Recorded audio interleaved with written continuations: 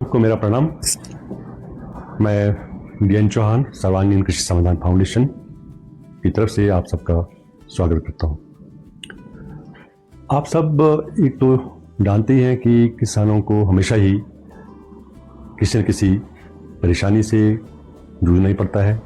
कई सारी समस्याएं हैं किसानों की। कभी मार्केट में हमारे उत्पाद अच्छे दाम से नहीं मिल पाते हैं, फिर समय पर पेमेंट वापस नहीं मिल पाती है। कभी पैकिंग मटेरियल टाइम से नहीं मिल पा रहा है, कभी गाड़ियों का प्रबंधन नहीं हो पा रहा है, और MIS का जो सेब हम बेचते हैं इम्पैक्ट को या HPMC को, उसका भी समय पर पेमेंट नहीं मिल पाती है, या जो उन्होंने सामान भी देना होता है HPMC ने, अब वहाँ लोगों को लाइन में लगना पड़ता है। अभी HMO की आवश्यकता है लोगों को, वो नहीं मिल पा रहा है। इससे क्या हो गया है, किसान तो अपना समय बर्बाद कर रहा है इन कामों में। सरकार के लिए भी समस्या है कि MIS में इतना सारा सेब खरीदते हैं, लगभग 100 करोड़ के आसपास के इस बार भी खरीदा है, तो वो प्रबंध है नहीं। काफ़ी सारा उनको सड़ गया, मौसम की खराबी की वजह से सड़ गया। कुछ वैसे ही ट्रांसपोर्ट समय पर नहीं कर पाए, और प्रोसेसिंग की कैपेसिटी नहीं है, वहाँ आगे जो बेचते हैं वहाँ नहीं बेच पाए। तो ये सारी समस्याएं हैं कि किसानों को हमेशा ही जूझना पड़ रहा है, और सरकार को भी जूझना पड़ रहा है। हम लोग सरकार से अपेक्षाएं तो करते हैं कि सरकार हमारी समस्याओं का निदान करें, उसका उचित प्रबंधन करें, समस्याओं को सुलझाएं, लेकिन सभी समस्याएं जो है निदान नहीं कर पा रही सरकार भी। और इसके लिए हम लोग अपने आप, मैं समझता हूँ किसान अपने आप में भी इतना एम्पावर होना ज़रूरी है कि हम अपनी समस्याओं को खुद समझें और सुलझाएं। सरकार का दायित्व जहाँ तक है, सरकार से भी टेकअप करते रहना चाहिए, उनसे करना चाहिए। हिमाचल प्रदेश की जैसी आर्थिक स्थिति है, उससे लगता नहीं है कि हम लोग कोई ज़्यादा उम्मीदें पालें सरकार से भी। और अब हमें इकट्ठा होना पड़ेगा, इकट्ठा होके ऐसी एक व्यवस्था को तैयार करना पड़ेगा जो हमारी समस्याओं को सुलझाए। मैंने अपनी तरफ से एक पहल की है, वो पहल है कृषि समाधान प्लेटफॉर्म की। एक कृषि समाधान प्लेटफॉर्म बनाया है जिसमें एक नया तरीके से एक अल्टरनेटिव मार्केट तैयार करने की मेरी योजना है। हम ये समझ रहे हैं कि जैसे अब इंपोर्ट के लाइसेंसेस भी गवर्नमेंट देती हैं, इंपोर्ट आना शुरू हो जाएगा, इंपोर्ट होता है, आयात होता है बाहर से, कई देशों से, न्यूजीलैंड से, ऑस्ट्रेलिया से, चीन से, अमेरिका से, है ना, कई ऐसे, इटली से, कई जगह से सेब आता है। दूसरे नाशपाती आती है, कुछ और दूसरे फ्रूट्स आते हैं, उनकी सब्जियां भी आती है, और अनाज आते हैं, दालें आती हैं। तो हम लोग क्यों ऐसा सोचें कि सरकार ने अगर टैरिफ कम कर दिया है तो फिर हमें नुकसान होगा। हमें ये भी बात समझनी पड़ेगी कि बाहर जो किसी दूसरे देश से अगर कोई सामान आ रहा है, एक तो उतनी दूरी से उन्होंने ट्रांसपोर्ट करना है यहाँ पर, फिर आयात शुल्क भी कुछ ना कुछ तो लग ही रहा है।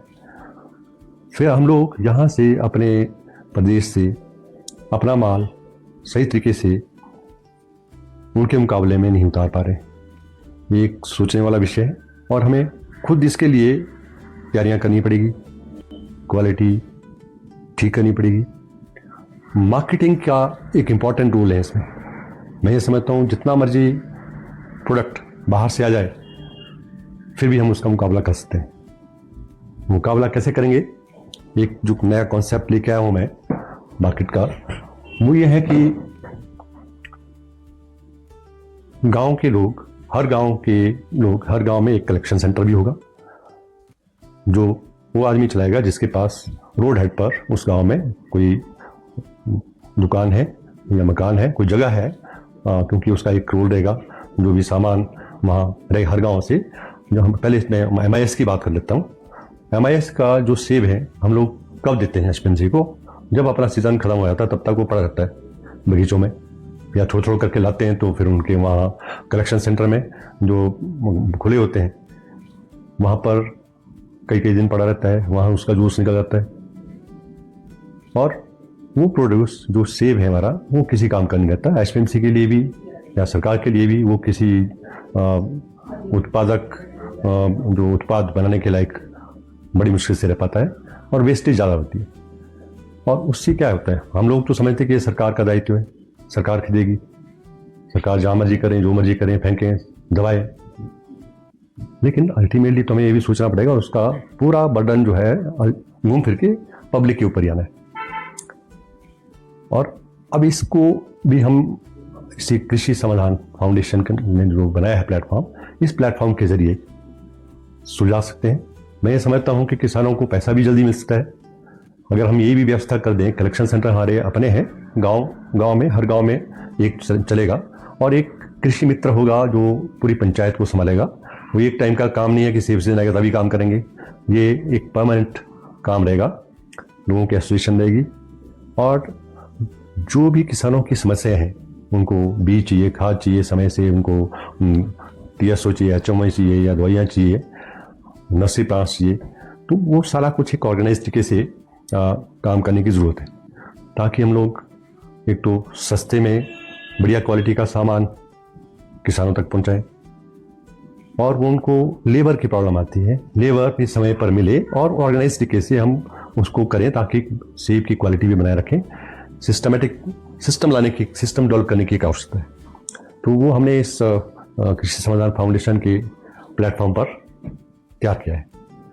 फिर है जो कृषि मित्रा होगा, कृषि मित्रा गांव वालों से पूरे पंचायत के एरिया को देखेगा, सारे कलेक्शन सेंटर को भी देखेगा। और यहाँ ये नहीं है कि हम लोगों ने सिर्फ सेब का ही काम करना या नाशपाती या प्लम का काम करना है, हम लोगों ने हर चीज़ जो भी उत्पादन गांव में होता है उस कलेक्शन सेंटर के, चाहे वो खीरा है, एक खीरा भी एक घर से आता है, तो एक गांव में अगर 20 बस्तियाँ तो 20 खीरे होते हैं, 20 खीरे का मतलब है कम से कम 5-7 किलो हो जाएगा, है ना, या 10 किलो हो जाएगा। अब 10 किलो एक गाँव से हो जाता है तो एक पंचायत में 3-4-5 गाँव हैं तो 15-20 किलो होता है। अगर पूरी एक तहसील की बात करेंगे तो एक ट्रक लोड हो जाता है। तो ये ट्रैक्टर नहीं होगा तो पिकअप तो हो जाता है, तो उसको बेचा जा सकता है, उसकी भी वैल्यू आएगी, वो किसानों को होगा और वो सरप्लस होता ही है। हम लोग हर चीज़ को जो भी हम यूटिलाइज जो भी हम उत्पादन करते हैं, उस उत्पादन को हम लोग जो अपने लिए चाहिए, बाकी तो सरप्लस तो रहता ही है, तो हम लोग इधर उधर चलो एक दूसरे को दे दिया, जबरदस्ती खा लो, है ना, तो ऐसा भी करते रहते हैं। तो कल को हर इंसान ये भी उत्पादन अपने लायक सब्जियां उगाते हैं, उसमें सरप्लस होता है वो भी बेचते रहो, क्योंकि जो कृषि मित्रा या जो कलेक्शन सेंटर पर बना हुआ है उसके लिए भी थ्रू आउट द ईयर कोई ना कोई काम रहेगा, और जो कृषि मित्र है उसके लिए भी रहेगा। और इन सबको मिलके जो है सारे जितने ग्रेडिंग हाउसेज हैं उनके लिए काम है। ग्रेडिंग हाउसेज कोई लेबर प्रोवाइड करने वाला है, कोई ट्रांसपोर्ट प्रोवाइड करने वाला है, सबके लिए इस प्लेटफॉर्म में एक हमने सुविधा प्रदान की है कि सब एक तालमेल से काम करें, समय से सारी सर्विसेज प्रोवाइड होती रहे और वो सर्विसेज कॉस्ट इफेक्टिव भी हो। और हम लोग उसको जब ब्रीडिंग हाउस में पैकिंग हो गया, उसका डिटेल बन गया, उसको वहीं ऑनलाइन ऑक्शन में डाल दिया, आपने सामान कहीं नहीं भेजा, ऑक्शन में डाल के अगर वो बिक गया आपने। अभी तक हम एक बड़ी ज़रूरी बात मैं सुनता रहता हूँ, किसान बोलते रहते हैं कि हम सब्जी खरीदने जाते हैं या फ्रूट खरीदने जाते हैं तो लाला जो है दुकानदार दाम बोलता है कि ये इस रेट मिलेगा, लेकिन किसान जो उत्पादन करता है उसको ये चॉइस ही नहीं है कि वो भी अपना दाम बोले कि मेरा जो उत्पाद है वो क्या भाव बिकना चाहिए, मुझे कितने पैसे चाहिए। और हमने इस प्लेटफॉर्म में ये भी सुविधा दे रखी है, किसान भी बोलेगा हाँ मेरा इस क्वालिटी का माल है और इसका मेरी उम्मीद है कि मुझे इतना इसका दाम मिलना चाहिए, उसमें डाला जाएगा, ऑक्शन में लग जाएगा। ऑक्शन भी जैसे स्टॉक एक्सचेंज में होता है ना, ऐसे ऑक्शन होगा। ये ज़रूरी नहीं ऑक्शन में वो मंडी वाला साहब ताब नहीं कि 4-5 खरीदार आएंगे और वो कोई किसी के साथ वो लगाएगा रुमाल के नीचे कुछ बातचीत करेगा। कहते तो ये है कि हम इसलिए करते हैं ताकि वो ज़्यादा अच्छा दाम मिले किसान को। मैं समझता हूँ ज़्यादा अच्छा दाम तो ओपन में मिल सकता है, क्यों नहीं करते। तो चलो वो अलग एक इशू है, जो भी है जो टेक्निकलिटीज हैं इनके, लेकिन मैं ये समझता हूँ कि अगर हम सही तरीके से काम करें, जो हमें दाम अभी मिल पा रहा है अपने उत्पाद का, उसका 50% तक ज़्यादा दाम मिल सकता है।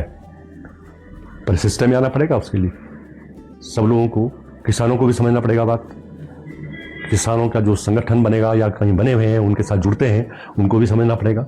और एक तभी FPO to FPO, farmer producer organisation से फार्मर प्रोड्यूसर ऑर्गेनाइजेशन की जो हम कॉन्सेप्ट बात कर रहे हैं कि यहाँ का उत्पाद, शिमला जिले का उत्पाद हो सकता है गुजरात के किसी जिले के ही खप जाए, या 4-5 जिले में खप जाए, या पूरे स्टेट में खप जाए। कोई भी आदमी महाराष्ट्र का होगा, गुजरात का होगा, तमिलनाडु का होगा, पंजाब का होगा, उत्तर प्रदेश का होगा, चाहे मध्य प्रदेश का हो, कहीं का भी हो, वो एफपीओ ही बोली बोलेंगे, एफपीओ ही खरीदेंगे, जहाँ जिसकी रिक्वायरमेंट है उसके हिसाब से होगा। और वहाँ पर भी हमने एक और कॉन्सेप्ट निकाला है कि जो घर तक भी सब्जियाँ, फ्रूट, अनाज, दालें, ये सब कुछ घर तक भी पहुँचाए, उसके लिए एक अलग से ऐप बन रही है, ताकि वहाँ से ऑर्डर आए सीधा ही उस एफपीओ के पास आएगी। ऐप है डिजिटल प्लेटफॉर्म, जिसको हम कहते हैं कृषि समाधान प्लेटफॉर्म। ये आप लोग अगर जानना चाह रहे हैं तो हमसे जुड़ें, हमारे पेज को फॉलो करें, और हमारे जो वेबसाइट में भी जाएं www.krishisamadhan.org पर आप देख सकते हैं, उसको पढ़ें। तो उसमें हमने क्लियर कर लिखा, अपना विजन लिखाया कि हम लोग क्या करना चाह रहे हैं। हम तो चाह रहे हैं कि 2030 तक जो किसान इस प्लेटफॉर्म के साथ जुड़ेंगे, 2030 तक हम इस उसमें पोजीशन में आएंगे कि मार्केट में जो प्राइस हो रहा होगा और उसके मुकाबले में हमारे साथ जुड़े जो किसान हैं उनको 50% तक ज़्यादा प्राइस मिले। ये तभी होगा जब हम लोग इकट्ठे होकर सामने तो आए, सिर्फ बात ही नहीं करें कि हम हाँ जी या क्रिटिसाइज ही करते रहे, एक दूसरे को नारे लगाते रहे सरकार के अगेंस्ट, या किसी एक दूसरे को लेट डाउन करते रहे।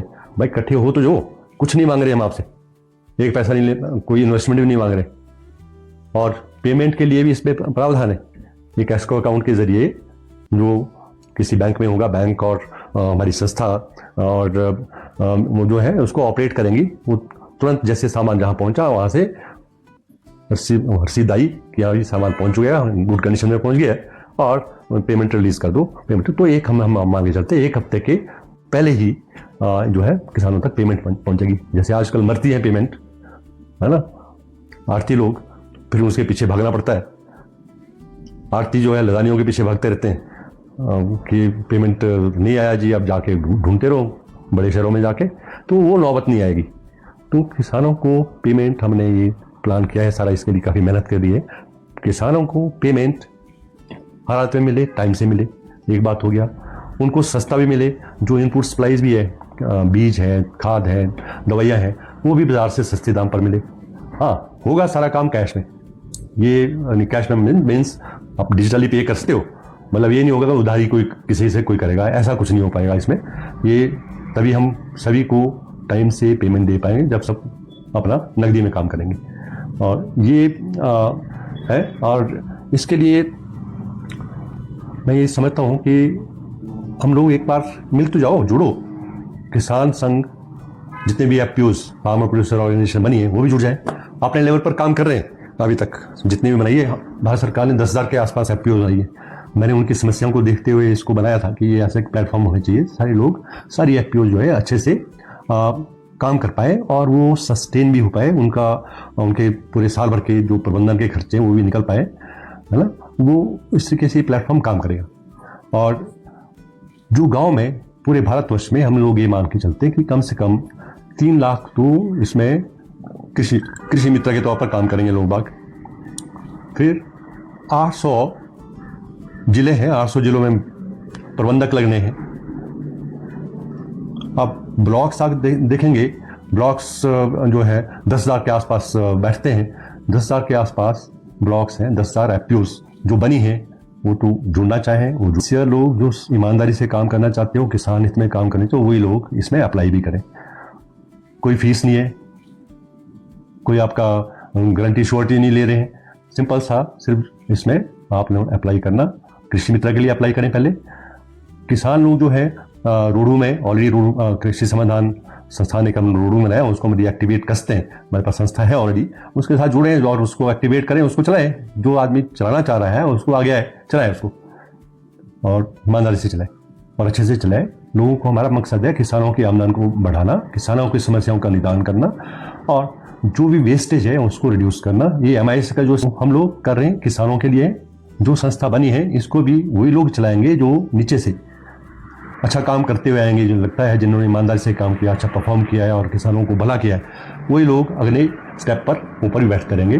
कृषि मित्रा से कल को FPO में मैनेजर बनता है, FPO से वाला मैनेजर जो है आगे आके डिस्ट्रिक्ट मैनेजर बनता है, फिर आगे ऐसे करके इसमें एक विजन है हमारा, जिसमें हम लोग इकट्ठे होके जरा एक बार इस मुहिम को चलाएं और इसको कामयाब भी बनाएं।